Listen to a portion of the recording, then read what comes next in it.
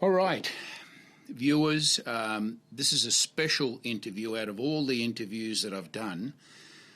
So welcome to the John Torelli Classic Bodybuilding podcast. It is my pleasure to interview Tony Doherty, who is a promoter. He's also an IFBB official.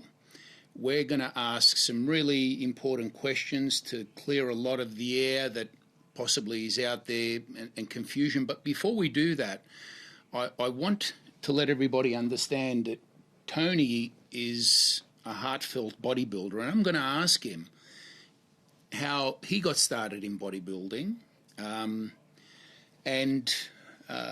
Tony, you competed. I'm not sure how you did in your shows. I want to know about that, a little bit about your family and business, and then we're going to get into possibly some questions that I've never asked people before.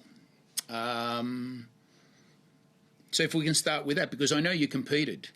Right? Well, John, I'm an open book. You can ask me absolutely anything. I competed from when I was, 18 or 19 through till early mid-20s. And the opportunity came about to start promoting the sport. And, I absolutely loved the sport. And I was in a country town called Bendigo in central Victoria. And, I wanted to get out. And I wanted to be a promoter, a bodybuilder, a gym owner from when I was really young. And how I got into it, I was watching TV when I was a kid, maybe 14 or approaching 14, and I saw Arnold on TV promoting his book called The Education of a Bodybuilder. Right. And I'm like, I've got to have that book. And it was just this, light bulb moment, I guess, and I knew exactly what I wanted to do, and I've gone about that ever since. I've worked for myself since I was, 18 or 19 around bodybuilding. It's given me everything I've got. So I was competing. I was starting to do really well. I'd got to a fairly good level, competing, I think, under 90s. I'd been to a couple of nationals and done a heap of, like smaller country shows. Started off when I was a junior and did some shows in Melbourne, and then went to Sydney, started doing some IFBB shows there. But then as I started promoting, I could just see that there would be a conflict of interest doing both. Right. Because if I did well and I won, everyone would be like, it's rigged. Yeah. And if I didn't do well, they go, what's this guy know about bodybuilding? Can't even win a show. And then I stopped competing and actually then trained, I think, better and harder and smarter.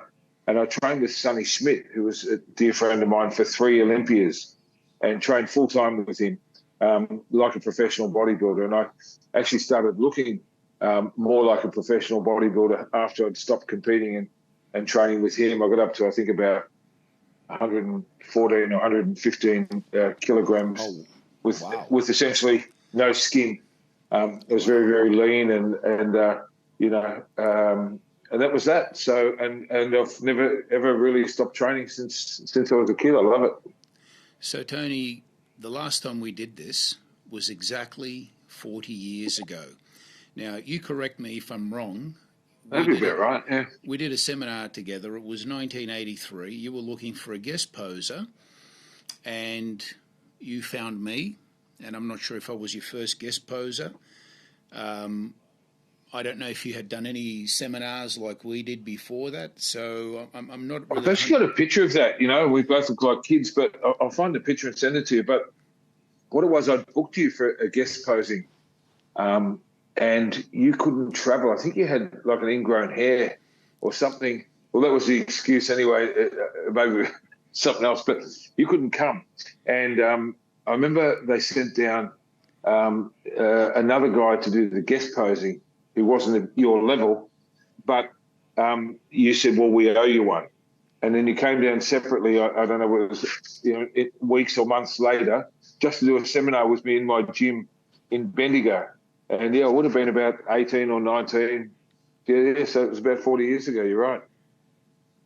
Okay, that's interesting. That really is interesting, because what I remember was you and I sitting on a stage. I did come down to guest pose. I'm not sure if I guest posed that day or it was just a seminar, but I did guest post for you a couple of different times.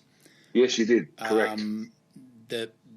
The one about the ingrown hair or whatever it was, I vaguely remember something like that. I didn't think it was you, so I'm not 100% sure what that was, but I have a photo of us sitting on stage, and you looked like a baby, and I looked a little bit older than you. Yeah. And, you know, here we are 40 years later doing all this again. So it is very interesting. Now, Tony, the thing I want to bust into immediately, because I don't think I'm not sure how much of these questions I want to ask you. It's the IFBB, okay? Okay. So it's the IFBB. There was a bust up. The federation separated, and people are still not 100% sure what that was about. When you say IFBB, people are like, they don't realise that there's two and what the difference is. What, you know? Well, I think John, to address that, I think they do know now. I think initially there was some confusion. And I guess if you're coming into the sport, you wouldn't know the difference between IFBB and IFBB Pro League. So basically, the IFBB Amateurs was originally, Ben Weider was the president of both the amateurs and the pros. And when he passed, Rafael Santoya from Spain became the president of the Amateur Federation and continued, that work with the World Championships and this Olympic dream and all this kind of thing. And in the US, they had the NPC, which was the feeder into the IFBB Pro League, and it become untenable that the amateur arm was coming in trying to run big shows like at the Amateur Olympia, for example, and in my situation with the Arnold Classic, that instead of me running my own amateur show, they'd send the officials in from the old IFBB, which I think was hindering our progress, certainly with me, and I know at the Olympia level in the US. So we'll come to loggerheads as things do. And Jim Mannion, who was the president of the IFBB Pro League and also the NPC in the US, so what about we just go our own way? And I'll just appoint someone in each country to run the NPC worldwide, which is the only way to feed into the IFBB Pro League and the IFBB Amateur League. Well, they can just go back, particularly to Europe, and do what they do. So therefore, when people say the IFBB, they're referring to the Amateur League, which is still going, not as strong as they were, but, they're still doing shows, particularly in Europe. And then the IFBB Pro League, which is the only way to the Olympia. And this is where the distinction is, that if you win a pro card with the old IFBB, it's not a Pro League card. You can't do our shows. You can't get to the Olympia. You can do what's called their elite division, which hasn't really taken off on a pro level. I think they're still doing okay with the amateurs, but I couldn't name even one of their pros. So it hasn't really worked for them. But the IFBB Pro League has gone bananas. Like, we're in most countries of the world now, running all the qualifying events for the pro cards and for the Olympia qualifications and that sort of thing. And under the guidance of Jim Mannion, it's gone from strength to strength to strength. And in my opinion, it's the best thing that ever happened to bodybuilding. We took it on and said, we're going to make bodybuilding great again. There's always, when I was working with the old IFBB and when Paul Graham gave me my start in bodybuilding, I'm forever grateful. But over the years, I could see a lot of things I thought could be done better. But you can't just say, oh, this could be done better and that could be done better, because I wasn't the guy.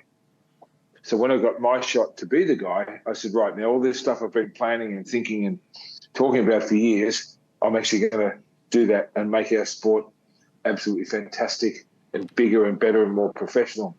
Start on time and finish on time, and have direct guidelines as to how people can become professional and travel and see the world and get to the Olympia stage, because that's everyone's goal, really, in professional bodybuilding. So we've been doing that for the last few years. It was going really great. And then, of course, the pandemic hit the whole world. And I think both federations suffered enormously. Our expansion at that stage was, you couldn't believe the growth of the Pro League worldwide. And then when the world kind of reopened, we went back at it and haven't stopped since. And we're getting record numbers in all of our shows, all the state qualifiers, the pro qualifiers, everything we're doing. It's never been bigger in the history of Australian bodybuilding, and the competitors are loving what we're doing. Therefore, we've got a huge share of the market, and I don't really want to talk about what the others are doing because it's none of my business. No, but Tony, the one thing I wanted to ask you is, now you guys will let your competitors compete everywhere. Nobody's getting banned. They can come and go as they like. And also, once we were speaking, and I'm not even sure, if I should mention this on camera, you felt that you were doing such a good job, anything else that other people are doing is actually possibly even damaging the sport. We never got into that, and I'm not sure if I understood you correctly, but when you look at the way you're travelling and the way some of the other federations are travelling, I would tend to think that you were probably correct. What would you say about that? I guess it's a good example is if you're a chef and you produce crappy food, eventually people are not going to eat it. And if you produce fantastic food, people are going to line up. So we must be making good food, John, if we can use that analogy. But things are going great. We said that we would do what we're going to do. And one of the things was with the old regime, if you like, worldwide, they wouldn't let anyone, for example, compete in the INBA or the ICN, or if someone went and did a NABBA show, they'd be banned from competing in an IFBB show. And immediately, I remember having this conversation with Jim Mannion saying, well, this is not right because they're amateurs. We can't control what amateurs do. They can do whatever the hell they like. Why don't we just concentrate on having the best shows with the real pathway to the Olympia and the Pro League? And if people want to go that way, they'll come to us. And if they want to go test the water somewhere else and do the old IFBB or the NABBA, whatever, we just don't care. Like, I don't follow it. We haven't got to look up and see who's doing what. And really, how do you police that? For example, I remember in the old regime, someone would do a NABBA show and they'd get banned. Someone else would do a NABBA show, not tell anyone, and then go on to win a championship and not be penalised. I'm like, well, see, we don't have access to their books, so how the fuck can you possibly imagine that this is okay to do? And Jim has been, as I said, over and over, a fantastic leader. And once you turn pro, that's a different thing.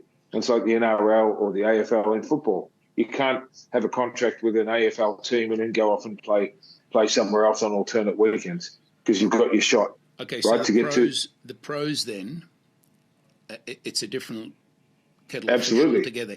If a pro is competing with your federation and they step somewhere else, what's going to happen to them? Well, they tear up their pro card. They've got to qualify all over again. They've said goodbye. Okay. So they have an exclusive arrangement with the IFBB Pro League. Yep. And they can't be a part of something else because they've got this pro card, which is what everyone strives at. And if you work for years to get your pro card, you're not going to fuck it up by going and doing a B or a C grade show somewhere else. And when you're an amateur, you can be a bit of a trophy hunter, and so I won the Mr. Australia or the Mr. whatever in several different leagues. No one gives a fuck. But once you turn pro, well, then you're climbing that ladder of real success, where all the money is and where all the titles are. Well, Tony, for me, the part that I see that if I was still competing, what I would do, because you hold so many contests in the United States, if it was me, I'd probably travel to Los Angeles, stay there for 4 weeks, and if I was an amateur who just got my pro card, I know that I'd probably be able to do 1 or 2 shows a week in the United States and, get my experience doing that. In fact, it's an idea that I've discussed with some other people, and they're now realising that. So a couple of them have come over. Some of them are trophy hunters, and I'm not sure that they took everything that I said seriously. But what do you think about that, Tony? Because you guys... I don't think about it, John. Look, I think if you're an amateur... Look, I'll use the football example again. If you're a footballer, and in Melbourne we're crazy about AFL football, and Sydney it's more the NRL. But if you've got a shot to play in the big league, well, why would you want to play in the minor league? Like, it's stupid. Unless you're just genetically challenged and, you could never do any good at a high level, then maybe you're better off just to be a big fish in a small pond.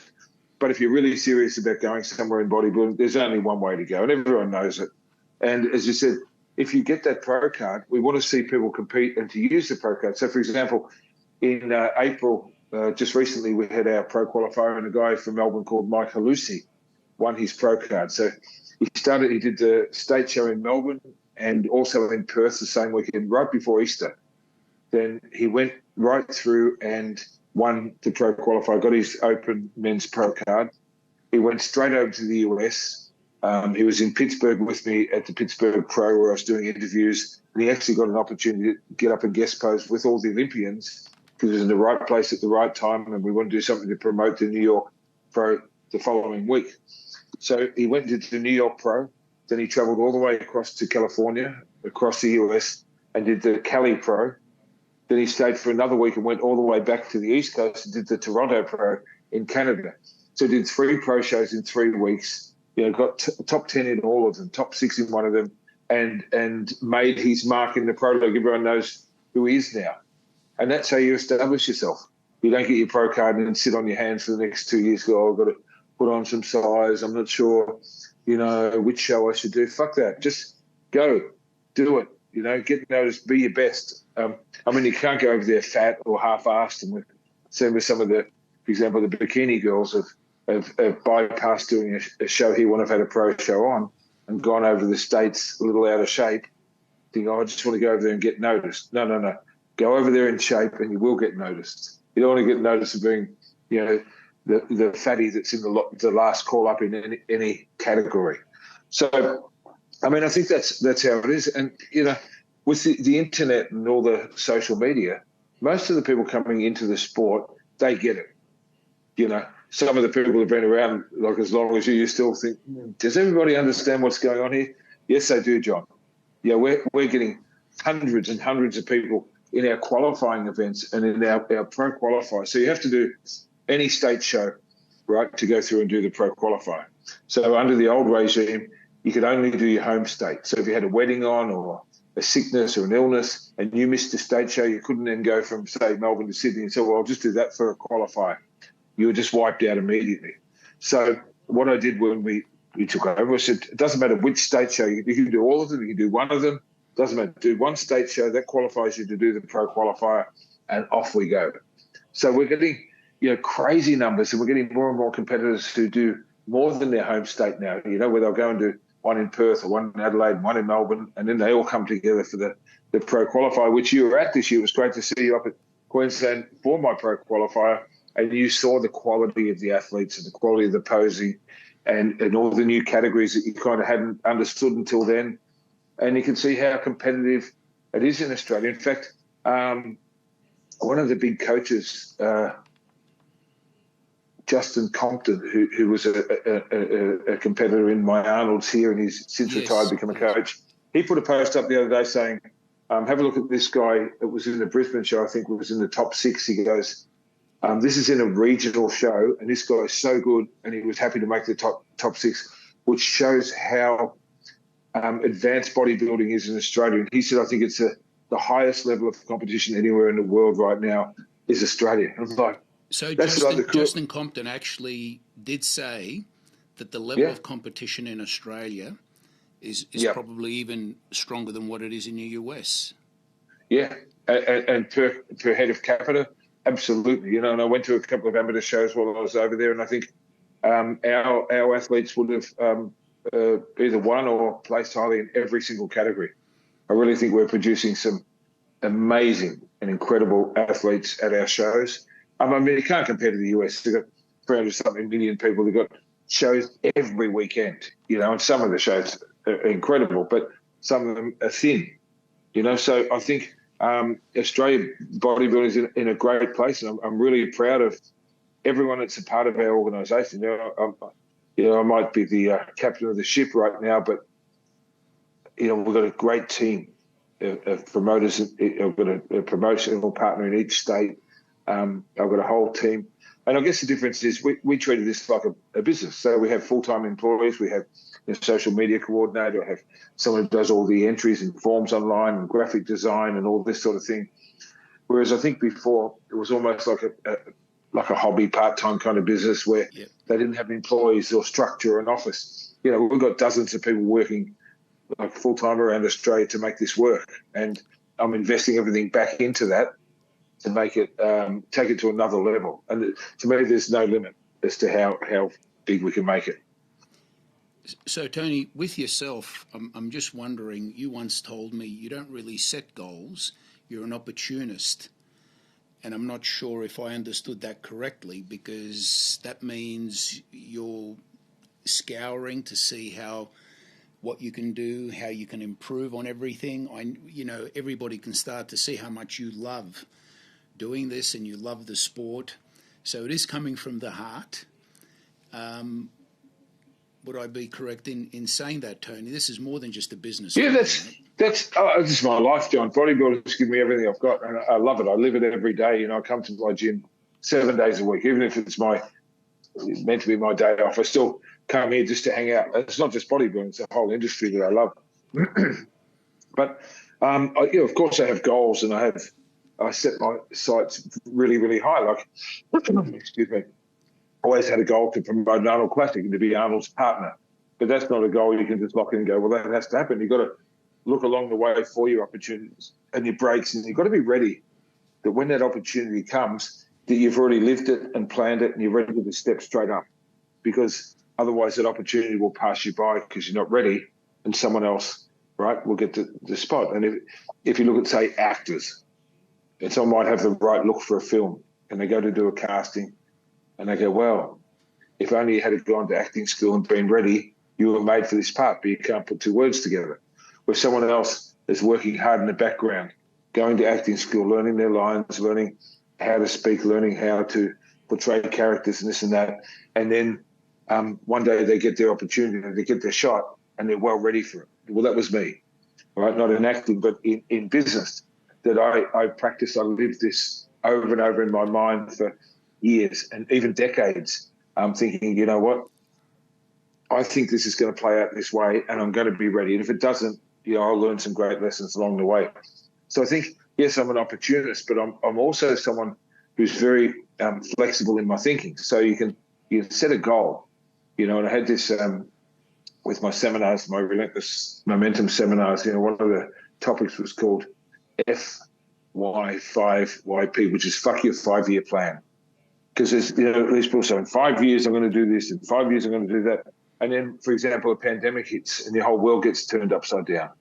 So you have to learn, I think, to have a goal, but also to live in the moment, to have your eyes open to every opportunity, and to train yourself to be ready for the shit that you're dreaming about. That is great. And this goes kind of deep, but, for example, when I was a kid and I went to the first Arnold Classic with Sonny in like 1991 or something, and I remember going there and I got to meet Jim Lorimer, and I said, have you got time for a question? He said, one question. I said, when do you start working on next year's event? He said, Monday morning. And I knew that I wanted to do this. Like, as much as I wanted to breathe, I wanted to promote pro bodybuilding, which I started doing, and then eventually an expo, which I started doing. But to do it in the likeness of the Arnold Classic and to become mature enough that I could work for a whole year like I've seen these guys do. And it took me a while to get all that lined up. But, when Arnold started to take his Arnold Classic worldwide, like when he finished being governor in 2011, he said, I'm going to take this to every continent. I worked every day for the next 5 years, just in case I was the guy that they chose to call. So that when they called, what did you do? Well, I'd already been doing the Australian Pro, so then I turned it into FitX, which was an expo in the likeness of the Arnold Classic. I did it always 1 or 2 weeks after the Arnold Classic in Columbus. All the best guys would come out here. I made my Australian Pro arguably, it was the third longest running pro show in the world at that point, after the Olympia and the Arnold Columbus, because, the Ironman had finished, all those long running shows had disappeared. And I just stuck at it. And I thought, well, I'll start making it more and more like an expo, and I'll get other sports and powerlifting and strongman, all these other things lined up like they did in Columbus, so that when Arnold gets to the point where he's going to look at Australia and goes, well, who am I going to pick to be my partner out there, that I would be the only logical choice. So it didn't happen by accident, because if I hadn't have been ready, maybe he would have called and I'd go, oh, give me another year to learn the expo game. So instead I thought ahead. I thought, what if I am going to get that shot? I better be fucking ready. So I worked, from 2011 to 2015. That's all I did, was set myself up waiting for that shot, so that, if I got that call, that casting, if you like, I'd be just the only choice. And that's exactly how it played out. No, that's fantastic, mate. This is just great to hear, and I'm sure it's going to help a lot of people to understand the mindset that you have, and how things are done by a successful person. Well, I think the other thing, John, with that mindset, and if I could impart this on people out there that have got these big dreams, just don't be a dick about it and think, I'll be happy when I get that call, or I'll be happy when I win that show, or I'll be happy when I get that part or get that shot. Just be happy along the way. Like, if you enjoy the process. And, the great bodybuilders didn't love competing. They loved training. They loved every workout. They embraced the diet. They leaned into it and said, you know what, I'm going to test myself. I'm going to see how far I can push this. I'm never going to miss a day in the gym. And when I do my bodybuilding seminars, I always say to people, listen, don't be an arsehole and say, I have to win because I train so hard. Everyone fucking trains hard.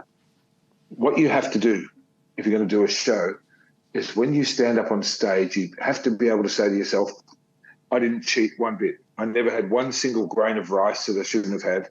I never missed one step on the stepper. I never put the barbell down one rep early at all. And then you stand there, right, at peace, right, with a clear mind and a clear heart. You go, you know what, I did everything I can. Now I'm not a judge, and I'm not going to hate the other competitors if they're better, but I know that I didn't, cheat myself by being weak. And if you apply that principle to business and to life and to your competitions, everything else, then you have to enjoy the moment. You have to enjoy the pain and the sweat and the bad days. You can't just be an arsehole and go, I'm just happy when I have a good day. Fuck that. You just got to go, you know what? I'm grateful I get to do this shit every day. And I think if you have that mindset, you're just unbreakable. Tony, this is all really good to hear, because I want people to hear this, and it's also helping me understand how you do things, which I love. Tony, the one thing I want to go back to in bodybuilding, who inspired you to even get started? Was there a person? Was there, somebody that lit your fire? It was just when I was 14, I saw Arnold on TV, and I'd never seen a human like that. It wasn't just his muscles, it was his charisma, the way he spoke, the way he handled himself, the way he did his media. I'm like, you know what? Is that possible? I remember I said to my dad, what's that? He's a bodybuilder. I'm like, what are those things sticking out of his arms? They're veins. I'm like, did anyone look like that? And he goes, well, I guess, if you apply yourself and train and learn about it, yeah. So I didn't want to do anything else after that. And then I was in a little country town. I joined a gym, and there was a couple of guys there that were into bodybuilding, that had followed the greats of bodybuilding, and they became my training partners. And they could see I was going to go a lot further than they had, a lot further than this country town. They could see this drive that this crazy kid had. So they, one of them taught me about training. One helped me with my nutrition, and one helped me understand the history of bodybuilding. He told me about all the great bodybuilders from the 50s and the 60s, and to understand and respect the history of the sport and to become that historian. And then, I gravitated towards guys that I idolised and I looked up to, like yourself. You and Sammy Ioannidis back in the day were two guys that I would call up to ask about my training or my diet, or, how should I go about this? So I always, when I admired and looked up to someone, I thought, well, it can't hurt to ask, to try and get to know this person and get their number and call them up. And there was no internet back then. And, and I had idols in bodybuilding, always ones that I could kind of relate to with my body type, So, for example, Barry DeMay was one of my idols because I had a very similar kind of leg structure and height, this and that sort of thing. And over the years, I got to meet him and become friends. And I got to tell him, listen, you helped me when I was this little country kid, And I remember when I first met you, you were very kind and generous with your advice because you could see this kid with this burning desire and you go, you know what, not going to hurt to share some of the knowledge I've got along the way. So it's always been like that. And then eventually Arnold, become a business partner, and I probably learned more from him than anyone about business and life and media and using what I've got for the greater good. Well, what a better teacher than Arnold. Hey, but Tony, what I want to ask you is, I've even heard you talk about training and just getting away from the promotion, the gym owner thing. Like, how do I may have helped you in the beginning, but then along the way, I started listening to a lot of the stuff that you used to talk about, and you've been doing videos for years. I remember I even copied this one exercise that actually overdeveloped my deltoids, and it was you were doing short range high pulls. So you took a weightlifting exercise, turned it into a bodybuilding exercise. Then I put my own touches on it because you were doing it on a machine. I ended up using that exercise, and I still use it. Mate, when I used it, my shoulders got too big. So you have a lot of valuable information to give. And what I wanted to know from you is, what are your rep ranges, the tempo, the loads that you use, all that sort of stuff. I really would like for you to explain that. I may know more than the average person, but I want you to talk about it and let people hear, because some of the stuff that you did was quite... Well, firstly, thanks for that, John. It's quite a compliment coming from you, but I always looked really deep into good form, most of all.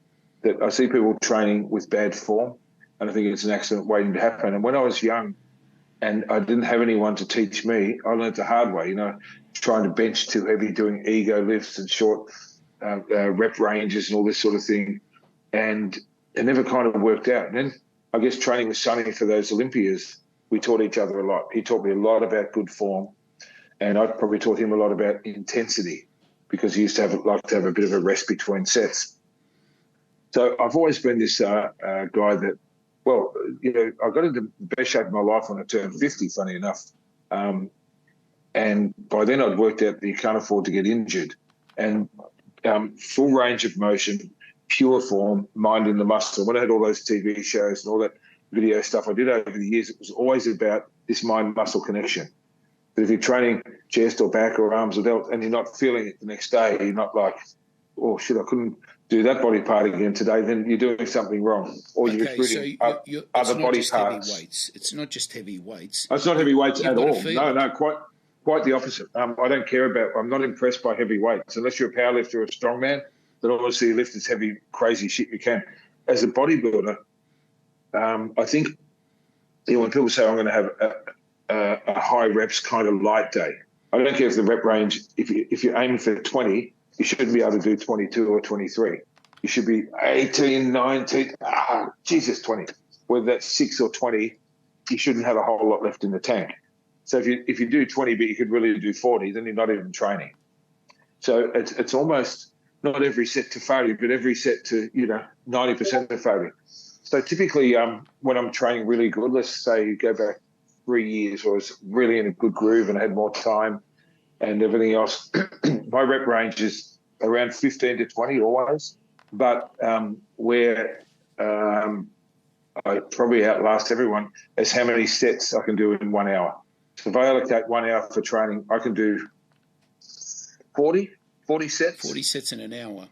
Yeah, maybe more. And I do, for example, when I'm really fit and in shape, I might do 6 exercises for chest, for example.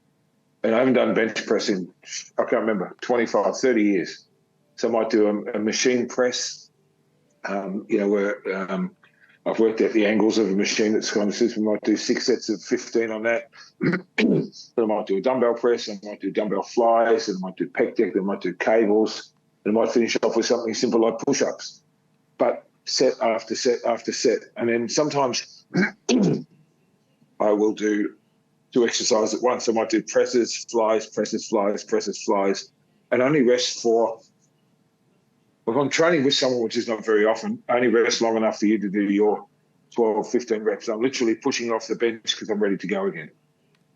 If I train on my own, I only have about 30, 40 seconds between sets. And I've always been able to recover really fast and then just to go again and again. And I think that's how you get so much blood in your muscle and how you don't get injured, because you're not trying to lift something you can't lift to impress someone else. You're trying to get this mind-muscle connection and then get so much blood in the muscle that you absolutely, pump it up. Well, Tony, that's pretty much what I do. Mine's a little bit different because I keep the sets low. And for me, I'm just training at the moment according to my environment. But, mate, listening to this is really educational. It should be for everyone. But the other thing that you're very particular about, because I've travelled with you, we've eaten together, we've stayed in the same rooms, we've done a lot of stuff together. Diet-wise, tell me something about that, what you think, how people should be eating. Because to me, when people just count calories, I'm thinking, well, if I could have chicken breast and it's just calories, you're not even worried about anything else, it's calories in, calories out, I'd prefer birthday cake, but it's not like that. Can you please explain to us a little bit about your theories of nutrition and, Well, to me, John, if you want to look like a bodybuilder, like you want to be, I always say to people, if you're competing, like you're really taking this on, you should be within, if you're a girl, 3 to 5, and if you're a guy, 5 to 10 kilograms of your stage look. It's not a get fat contest. I don't believe in all this bulking up for the sake of it, unless they're really, really good gains where you still stay lean. But okay, so what you're saying is you don't really, okay, bulking up is just an excuse to get fat, right? Yeah. I can't stand it. And I hate this. I'm doing a bulking phase. And then you see someone with a big stomach or a big ass, and you're like, well, I can't tell whether you've made any gains or not, because you've got so much fucking mud hanging off your body that now you have to diet it up before I can assess how you look. Yeah, but you can't expect them to stay in contest shape, though. You're talking no, about not being contest lean, shape. Within, lean. For example, staying lean. So like, as they're growing. Our goal, John, as bodybuilders is to put on lean muscle mass, not look like shit half the time. And when I was a kid bodybuilding, the only mentality then was you do a contest, then you'd see how fat you could get, basically, keep it on for 6 months, and then diet off. And I look back and I hated myself. I'm like, shit, I spent 6 months getting in shape and then I blew it in 1 week. Why? Why didn't I just stay closer? So over the years, as I got better at it, I never really got out of shape, unless, life got in the way over the years. There's been a couple of times where, with family and travel and stuff, I kind of lost my way a little bit. But when I've been on, it's always been stay close to good shape. And then back to your diet question, you've got to work out what works for you.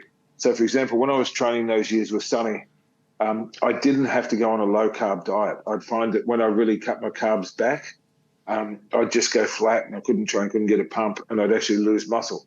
So I'd have basically chicken and rice every meal 4 or 5 times a day. And then at one stage, my metabolism was so fast back then, I'd throw some junk food in at least once a day. I'd have a burger or some fries or something. Then as you get older, you can't get away with that anymore. And I hate it because, I used to love being able to do that and be able to just eat all the time. But as you get older, then you've got to listen to your body and say, okay, well, what works well? I've always found it, for me anyway, that a no-carb diet doesn't work, but a low-carb, high-protein kind of diet works well. And just being honest with yourself, because nutrition's everything. Whether you're on a weight loss journey or you want to be a bodybuilder or whatever else you can do. I always say to fat guys with a big stomach, and they're doing all these sit-ups, okay, you can do 1,000 sit-ups a day. We're not going to know. No one's going to give a fuck. It's when you change your diet, right? Then we can see what those sit-ups have been doing. So you've got to get your diet right.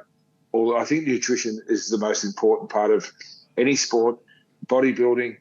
Just going to the gym. If you want to see results, it's all about the food. So you got to have nutrition. Then you would agree is 80% of the success of results. Absolutely, absolutely. Yeah, I mean, I look at powerlifters and strongmen that are incredibly strong and they train so hard. And some of these guys are animals. But if you look at them, you just think it's a fat guy walked out of the pub. I mean, there's exceptions, but I've seen people who don't look like they work out because, they can just eat anything. They just don't care how they look. And that's their sport. I respect that if that's your goal. But as far as we're talking, this is about bodybuilding, then nutrition is the most important thing for you to understand. And you've got to work out what works for you. This is the problem now. People go on the internet and they download all these programs, all these diets, and all these follow these YouTubers who may or may not even tell the truth when they preach what they're preaching, because normally they're selling a course or a product or a new theory. People, like, for example, they're always coming up with a new word. We sound like old timers saying this, but for example, when people start saying, I've got to do my fasted cardio. I said, well, we always trained on an empty stomach in the morning. Is that the same thing? Because that always worked for me, would be to get up and always just have a cup of coffee and go for my morning walk or whatever, and have something to eat and then try. And so they're always, coming up with these new terms to kind of sell the latest secret, the latest course, but it hasn't changed in all time. Like high protein or moderately high protein, low carb diets work to put on lean muscle mass. Now, people say, well, you can have too much protein. Well, of course you can. I mean, if you have, 3 kilograms of steak a day, one, it's going to be bad for your heart, but two, you can't burn that many dense calories, even if you try. So you have to have a balance so that your digestive system's good and that you recover. I mean, the next most important thing after nutrition is recovery. And I always said you can't overtrain. Recovery is very important, of course. Absolutely, and that comes from sleep and food. Okay. Right, so this is why you see people, right, they start getting in shape, then they start going out, partying, taking drugs, drinking, doing crazy things, and they lose the gains that they made because your body can't recover when you're in that kind of state. So it's having a balance and a commitment to what you want to do. And I don't judge people who do what the fuck they want, but if you're serious about getting results in the gym and seeing results and looking good, then you've got to get all parts of it right, which is your training, your nutrition, and your recovery. Tony, the mental aspect, that's a big part, right? You've always been an extra positive person. You've even helped me stay on track. Whenever I came to you and had a complaint about something, all I'd hear back from you is, that's all the more reason why you should keep doing what you're doing. And it was just amazing, having you around. I don't think people realise sometimes the help you've given people, and, that mindset, I would say, is probably one of the most important things out there. Yeah, it is, John, and I appreciate you saying that. I remember, later on in your career when I really got to know you and you just needed someone to be honest with you. And I think that's probably what I'm good at. People find a little blunt or a little this and that, but you have to be, because you can't sugarcoat shit and you can't, tell someone, oh, this is going to be easy. It's not. It's fucking hard. And sometimes people compete, have this expectation. So I said earlier, winning's not everything. The journey's everything. And if you can't embrace and enjoy the journey and shut up about it, like, I can't stand it. And particularly when people are competing the first year or two, and they have to fucking tell everyone they're dieting and show everyone they're a Tupperware turd, taking the fucking Tupperware everywhere and not enjoying themselves around their family. And, I'm doing over and over for this validation. It's such a unique and individual sport, and only you understand what you're going through, and everyone around you wants you to win, but it's not about just getting first place every time. It's about getting better and having self-improvement. So I'll say to anyone listening, if you're going to compete, all you need to do is this: get a picture of yourself, the best picture you can from that performance, that stage shot, stick it up on the fridge and say, now I have to beat that guy or beat that girl, right? And then you get better. And then you replace that picture with the updated version and just keep doing that for fucking years, and don't complain. Don't say, oh, this is hard. Yes, it's hard, but anything's hard. Like if you've got a passion for something and you attack it, then it's not hard because it's something you love. And bodybuilding is really unique. It's not for everyone. Some people think it's good because, oh, shit, if I look like that, I'm going to be popular. I'm going to get the girls. I'm going to get the guys. I'm going to be, everyone's favorite person. I'm going to get all these followers and this and that. That's the wrong reason. You'll do it because you love it, because it's so hard in the end. That'll catch up with you, and you just get it one day, I can't do this anymore. But if you accept that this is something that we choose, in some cases it chooses us. But I look over the years of the top professionals and Mr. Olympia winners and that, and it's not always the people with the best genetics. It's the people that have got, reasonably good genetics, that have got a work ethic and a mindset that beats anyone. And sometimes when it comes too easy, then you just don't have the grit. And I think that's how I've been able to help people along the way, John, because I just tell them straight up, stop being a bitch. You chose this, now fucking be good at it. Tony, you last time I spoke to you, we got something on film, and those films had to disappear because of the people that I was working with. But I want you to repeat what Ronnie Coleman said to you about Chris Bumstead and how he felt that Chris had probably the best body he's ever seen, and how the switch now is, the focus is now on classic bodybuilding more so than what it's ever been. Do you remember? Well, I think, I think Ronnie said it was online. I saw it, that he said that he probably had the best body he'd ever seen. He thought that Chris Bumstead had a fantastic physique. I can't remember exactly, but it was his favourite bodybuilder. It was the best body he'd seen in a long time or ever. And I think that it's not just classic bodybuilding that's become popular. I think it's the Bumstead factor. In fact, I interviewed him after the last Olympia, and he come off stage. I go, dude, you were first, second, and third. That was the Chris Bumstead show. And he stopped me. He goes, no. It's a classic bodybuilding show. I'm just the guy that's winning at the moment and trying to draw. But his popularity, like John, at the Olympia last year, I was doing the interviews. It was at Planet Hollywood, and I was doing the interviews there, and I was catching them as they come off stage to get their raw emotion, whether they hadn't got a good call out or they had. And I got him as soon as he walked off. I think it's been viewed 1 million times or something, and trying to capture his raw emotion. And I said, when you stepped out, and it was the biggest crowd of the whole weekend. I remember the pre-judging was in the expo, and it was like 10,000 people had crowded every gap, like between the aisles, back 100 metres, as far as you could see, to see Chris Bumstead walk out. And, of course, he's on last because he's the current champion. There was either 60 or 62 people qualified for classic bodybuilding at the Olympia. Wow. And, of course, they've waded through 60 individual routines for Bumstead to walk out. And when he walked out, man, the place literally exploded. I don't think I've seen, even in Ronnie's heyday, I don't think I've seen any reaction to any show like that. And they're the younger people and the people that have found, that follow Chris Bumstead. It's incredible. He's got, I don't know now, over 10 million followers or something. And he's brought people into the sport.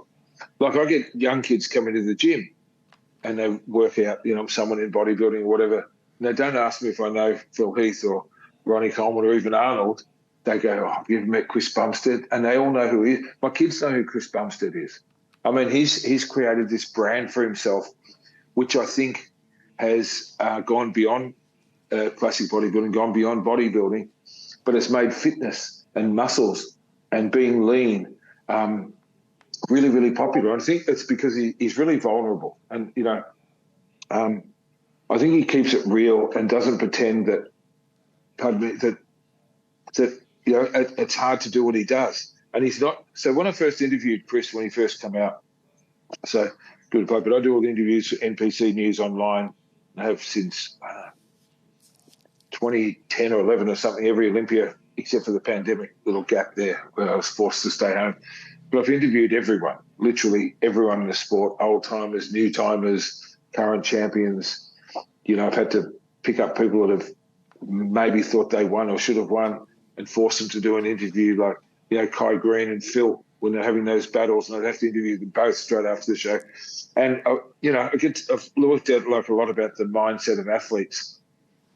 But, Bumstead, man, he's just another level. And at first when I interviewed him, that's what I was going to say, I didn't really like him. I thought, this guy's a little bit arrogant or he's hard to get a conversation. What I didn't realise, I guess, until the last year or two, he's actually an introvert. So he's had to practice being this kind of speaker, and he accepted he's a little bit goofy at it. and his vulnerabilities when you interview him is what makes people love him, because he's not a smart ass, man. He's not.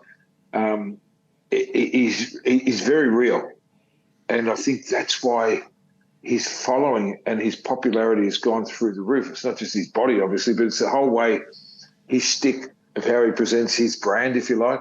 I think it's incredible. He's really like that. Yeah, he really is. Yeah. And he's funny. And he's Canadian. We're Australians, so he's kind of got that little dry wit going on, and he can hang shit on himself. And for example, he's got a lisp, and instead of like denying it or trying to coach himself out of it, he's leaned right into it. So his pre-workout is called Savage with a TH. Okay. Right? This is the genius of the guy. He goes, I'll just go with it. People love it. And, I've become quite a fan of Bumstead, not the physique, but the character. I think he's been so good for our sport. And I think that's what, the people, the officials from the top down and all the other athletes love about him.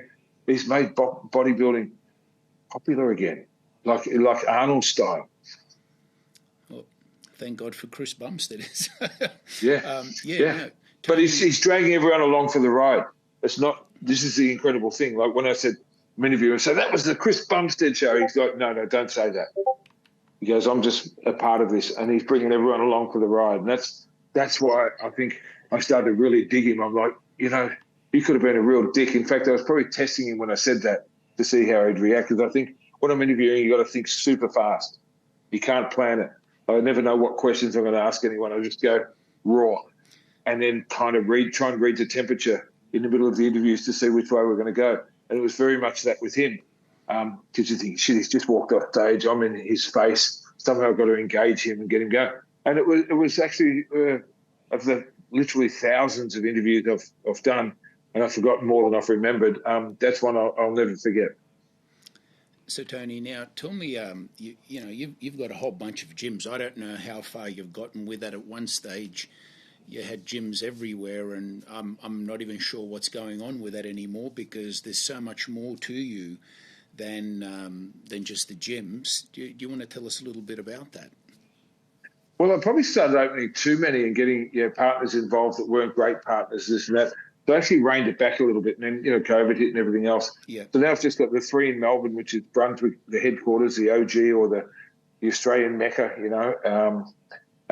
which is a destination point for anyone serious about sport or bodybuilding. Then we've got the one which is in our iconic location in Flinders Street, right in the city. Yep. So it's right in downtown. It's in the old railway tunnels, and if you're visiting Melbourne and you're staying in the city, that's where you end up. Then we've got one out in Dandenong, which is 40 or 50 k's southeast, a real working class kind of suburb, but a great kind of hardcore gym, if you like. It's got the 400-pound weight stacks and a lot of new and old equipment, but it's just a great gym, great members. And then we've got one over in Perth, which is like a little mini Brunswick, and the guys over there doing a great job with it. So rather than just keep opening gyms, I just wanted to really just stick to what we are as a brand, which is kind of more of a real gym for real people. We're not mainstream, we're not for everyone, but we're not a bodybuilding gym either. Just we have a lot of bodybuilders. You're saying that you're not just a bodybuilding gym; it's for the general public. No, I mean the perception is that, but 90% of our members are locals that live within 5 kilometres, like any other gym. And the beauty of this place is, John, we've created a home away from home. I've always said we'll get the 5% of people that no one else wants. So we get the locals and just all the misfits, if you like, and we make everyone welcome. I've got a really, really straight up rule. I don't care who you are. Leave your hat at the door. Be nice to people. Put your weights away. So no one leaves weights out at the gym. To this day, if I find weights on a back machine or a leg press, I sit there and go through the video, and I find the person, and I go and let them know that it's not acceptable.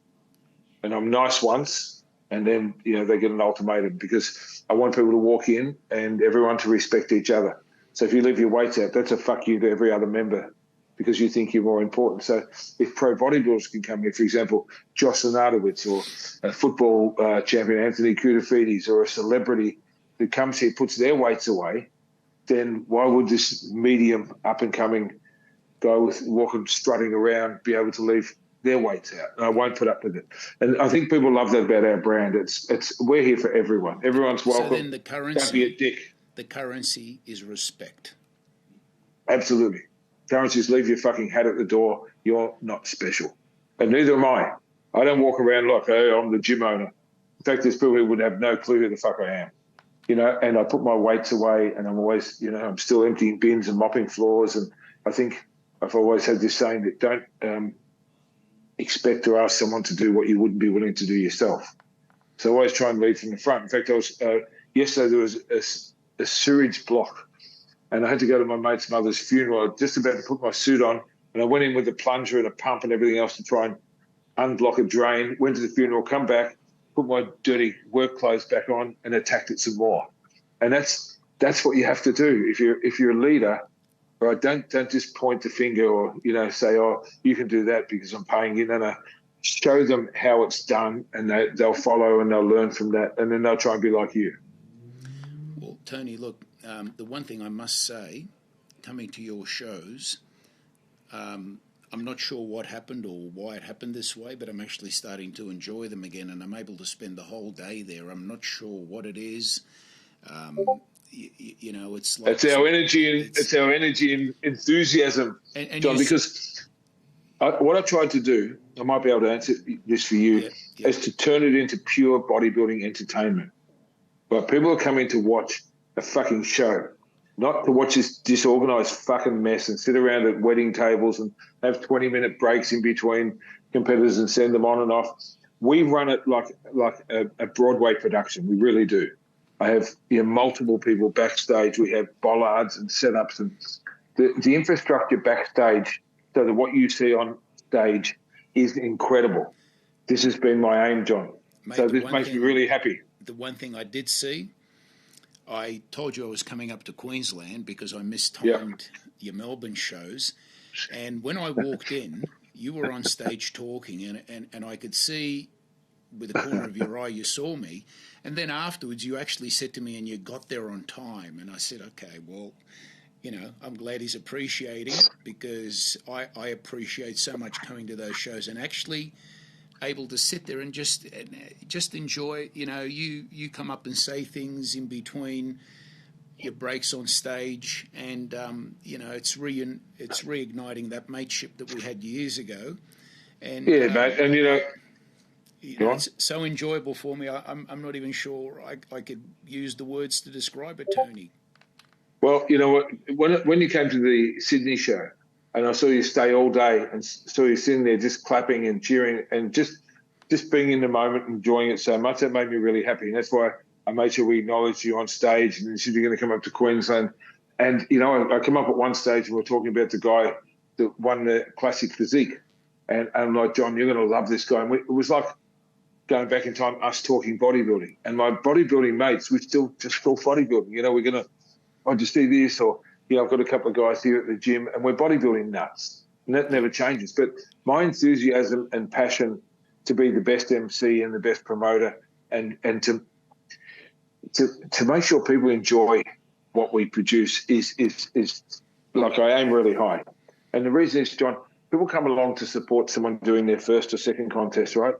And they don't know what they're in for, because it's going to be weird. These people shave their legs and wear trunks. Their families and friends of people who aren't even really bodybuilders just yet. They're just putting a foot in the water. And I remember for years, people would go to some of the other federations, well, all of the other federations. Like, oh, God, it went till midnight and they're so disorganized. And I'd hear that. And I'd go, okay, I want to run my shows on time. I get up at the start of the show and I say, hey, we're going to be done by 6 o'clock, right? Whether there's 200 or 300 competitors, we're starting at 10, we're finishing at 6. Book a table in a restaurant, I won't let you down. Then I push everyone. Sometimes I have to redline everyone to deliver on that promise. And I want the audience to walk out of there wanting more. Go, oh, I didn't want it to end. It was so much fun and so entertaining, the lights and the music and the sound and the coordination, and that inappropriate guy on stage just saying should. So, you know, part entertainer, a little bit comedian, a little bit MC, but also a ringmaster, right? Making sure that everyone's playing their role and making sure that the audience are just having the fucking best day of their life. So that's why it makes me happy to hear that from you, because You come along not knowing what to expect, and you're just sitting there shaking your head. Mate, the one thing there's a lot of things that you've said that have stuck with me for years. One of the best ones you've said is when you're dealing with people that need to pull their socks up, do they even have socks? That's one thing you said to me. And that has helped me greatly, Tony, because believe it or not, you come across a lot of individuals, you start dealing with them and you're going, well, what's going to happen next with this guy? Like Tony said, does this guy even have socks? You know? I think the saying was, John, you can't help people pull up their socks when they're not wearing any. You know, and we want to help everyone, but you've got to be careful where you invest your time. You know, if someone doesn't get it or they're not grateful or they think they know more than you, then you can just be time wasting it. I've learned, you know, especially the years traveling with Arnold and being on the road so much and coming back to work and just trying to balance everything, that time's precious, and I haven't got any time to waste. Therefore, if someone's a time thief, I just walk away, bro. I can't do that. Tony, what I want you to tell me now is what's coming up next. I know you've got something. I know there's going to be something, and it may not mean much to you, but you know, I think you'd be surprised how much respect people do have for you, and also, you know, I've noticed there's a lot of people that have respect for me. I actually also want to know myself, what have you got coming up next that we can look forward to, Tony? Whether it's competing, gym, travel, whatever it is. Man, it's just like it's non-stop. I don't even stop and plan. It's just like there's so much going on. But look, immediately, I haven't announced it yet, but I'll put the dates up maybe today, maybe early next week. I'm going to do a tour in July. Similar, remember you came to the posing clinic in Sydney, and I did like the seminar, and then we went into a posing workshop. So I'm going to do 3 seminars in every state around Australia in July, starting in Perth, then Adelaide, Melbourne, then Sydney, then Queensland. And basically I'll do an hour of me telling stories, bodybuilding stuff, and just generally just my entertaining, no-nonsense thing. And what I want to do is get the coaches to come along, because sometimes, you know, they get online, they mouth off, and they don't think we know what's going on with the direction of the sport and the judging, this and that. So I invite them to come along, and no question is off limits. You know, if you come to the seminar, come armed and, you know, ask me anything. That way we can educate people in going in the right direction, especially, you know, people coming into the sport and coaches new or old, so that we can say, look, we do know what we're doing. Try and listen so that you can be better at your craft as we're trying to be better at ours. And then we do a free posing workshop where we concentrate on the mandatories and the compulsory poses, so people, you know, if they get themselves in shape, that they, you know how to present it. So that's in July, and then late September through October, we've got Season B, finishing with a pro qualifier once again in Queensland. And then I'll be straight off to the Olympia. I know a lot of Aussies want to go and do the Amateur Olympia. It's in Orlando this year with the Mr. Olympia. I'll go over there and do the interviews for all the categories backstage as I do, and maybe some other commentary work at the Olympia. We'll wait and see. I'll announce that in due course. And then we'll be straight away planning Season A next year. And, you know, in 2024, I want to try and bring back some pro bodybuilding to Australia. You know, I look back and I think, you know, my happiest days when we just did the Australian Pro. Man, I loved it. You know, bringing in the guys from around the world and giving the Aussies a chance to perform on that pro platform in their home country. So we're working on some dates and times and divisions with that. And just keep on rolling, man. And just, as I said, I've got a few things in the works, as always, waiting for that phone call, waiting for that opportunity to come. So I'm continually trying to improve myself as a speaker and as a human, and with some media stuff I'm doing. You know, like through COVID, I kind of became the spokesperson for the fitness industry on Sky News, on 9, 7, 10, all the morning shows, talkback radio and all this sort of stuff. And I think back to all the media training from doing Arnold's press conferences around the world, made me know how to be articulate and professional and polite and respectful, but to get our message across. So I want to do some more stuff in that space and just keep coming to the gym every day and try and get back in shape again. That's fantastic, mate. Tony, we usually end with me asking you if there's anybody you want to thank, sponsors, people, family, friends, whatever. We can continue talking, and to be quite honest, I'm not happy with the questions that I asked you today, because I don't know if you saw me, I'm trying to click here to capture sound bites from you. Where no, what the fuck? I don't know. I just thought you were on one. What are you doing, John? No, just so we can use sound bites, because they seem to work really well, other than a whole podcast. At some stage, I'd like to do another one with you where I'm not playing with these buttons and really get into the heart of it. I'd like to think that this is a practice one, and we want to put it out there. So if there's anybody that you did want to thank, look, I think the people I need to thank, I do thank continuously. My staff and the people in my team, my family and friends, and everyone that's got my back. I tell them I love them every day, man. I thank them all the time. So I guess on this platform, I just want to thank the athletes and fans and helpers and everyone, sponsors, everyone involved in bodybuilding that has supported what I'm doing by showing up. That's the best thing you guys can do, is to come and see the shows. In the last 2 seasons, I've seen more and more, I guess, fans developing, where they're coming to a show because it's one of our productions. They go, I don't know anyone in it, but I'm just going to go anyway. And we've had sellout shows in every state. And I just want to thank everyone for supporting our vision and our dream and our passion. Because if you don't know it yet, I love bodybuilding, John. It's given me everything it's so I've got. And to people out there that don't know me, I'm very approachable. If people say I look intimidating, come and say hi. I never knock anyone back for a chat or a photo or a little word of advice or a pat on the back. So, if you run into me anywhere, please, if you're watching this, you just want to come and say, hey, just come up and say hey. And I just want to just thank everyone, man. On Sunday, I'm going to be down in Melbourne to interview Emmanuel, who trains at your gym. We did this today because on Sunday there's probably not going to be enough time. So let's try and catch up for a coffee, John. It'd be nice to see you. Right. We're going to wind this up because I've got people lined up outside the door now. Right. I'm hidden away in my office, and I can hear them trying to undo the door. Okay, all great, mate. It's been an absolute pleasure, Tony. Thank you for giving me the time to do this. I couldn't thank you enough, and I'm so grateful to be able to talk to you about this sort of stuff and come to your shows. So that's my finishing line, and all the best with everything, Tony. Let's stay in touch, and I'll probably see you on Sunday if we can catch up for a coffee. Let's do that. And thank you, anyone watching and listening, and just keep being the best you that you can be. We're out. Thank you, brother.